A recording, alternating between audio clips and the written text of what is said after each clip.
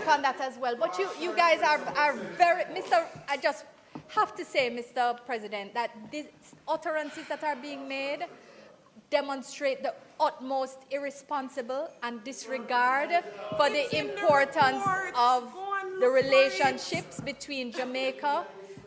When we talk about agriculture, listen, you can't tell me the experience, you know, it's me walk and talk with them. That's right. But, no, I'm not finished. But let me say this. Let me say this.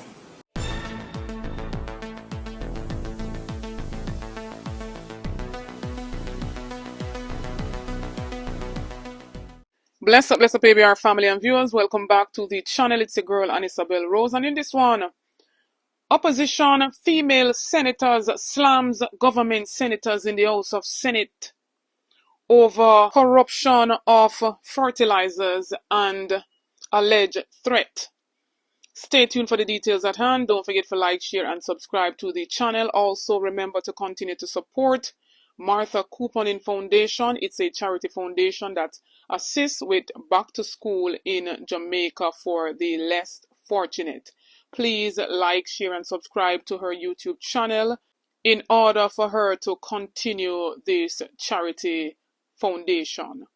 So, ABR family, a whole lot of heated exchange in the Senate yesterday, where we have the government basically putting forward amendments in order to assist farmers, and they basically put forward those amendments as it pertains to the whole act of predial larceny, and they had 9 years to get that done, 9 years to make it right, 9 years to assist the farmers, and they come in on the eve of a general election to do all these things.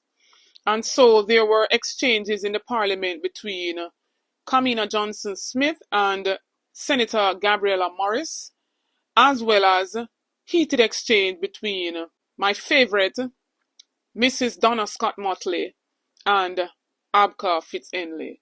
And trust and believe, Mrs. Donna Scott Motley did not mince her words. I want you to please to watch the entire video and leave a like on the video. Mr. President, RADA is there as an organization to assist our farmers, but we need to see more.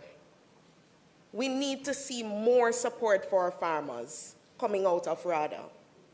And we spoke earlier about the cost of corruption in agriculture.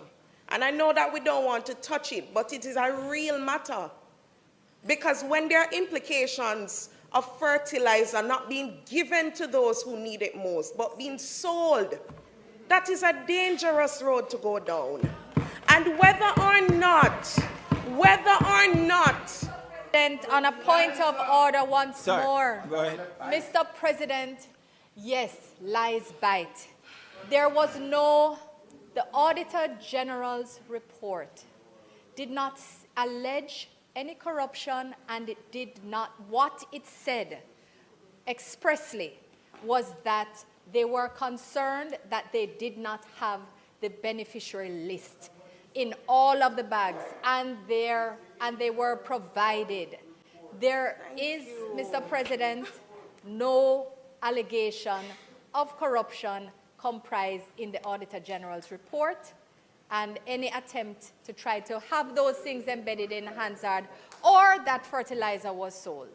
it's in the report. They have been responded, so I will check on that as well. But you guys are very, I just have to say, Mr. President, that these utterances that are being made demonstrate the utmost irresponsible and disregard for the importance of the relationships between Jamaica and the countries who have been providing such strong support for our farmers, which they have felt and has increased their productivity undeniably and indisputably.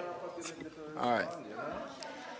Thank you, Mr. President. It seems like the minister is more concerned about relationships than the farmers who need these resources. It is in the report. Check it out. It's a Google away. It's a Google struggle away. Read the report. All right. Mr. President, I was on the point of corruption, where resources are directed away from the people who need it most. I can talk from my farmers in Muirhouse who after the hurricane were supposed to get fertilizer and them say no PNP farmer now get it. That is corruption. When we talk about agriculture, listen, you can't tell me the experience, and it's me walk and talk with them. That's right. Trying to urge Senator Apka Fitz-Henley to speak instead of you, Senator Gale, since he has threatened to assault me in the chamber. What? With his words, Senator Camilla Johnson-Smith. And you're getting very anxious because I've not completed my statement. He has spoken about me in public before from a platform, and he has indicated that he also intends to do that today. I will not be able to respond. But let me say to him that I remind him that when he did so previously, he did whisper an apology to me. I noticed that he has been calling for public apologies, and perhaps even as he does it today, he will apologize for his past references. It would be admirable of him to do so. I'm advised that whilst I was out the chamber, sir, the senator who was about to exit the chamber, Senator Scott Motley, indicated that I advanced menacing words in her direction and raising the spectre of assault. That, sir, is a bold-faced lie. It is untrue. And I'd urge the senator to retract it. I normally, sir, use words which are guided, such as misleading, false, measured. But that, sir, is a bold-faced lie. And I'll urge her to retract it. There seems to have been some, as I said, I didn't hear it. You brought it to the attention, and Senator Apka Fitz-Henley has indicated that he did not make the comments. All right? President, Senator Apka Fitz-Henley knows what he said. Yeah. I see the leader responded before I was concluded. I did not intend to convey, as she interpreted, that it was a physical threat. I have been a member of the Senate here much longer than Senator Fitz-Henley has been. And I think you ought to be aware that I would never, ever, on any occasion, not inside the Senate or outside the Senate, misrepresent, much less to lie on a fellow senator. But, no, I'm not finished. But let me say this. Let me say this. He knows what he said. He knows that I invited him to speak before I left, because I wanted to hear for myself what it is that he intended to say. There are many things said in this House, which, as you are aware, President, do not get broadcast, but are heard. So I will say, I leave Senator Fitz-Henley to his own self. I am not intrigued by the remarks that he has made about me.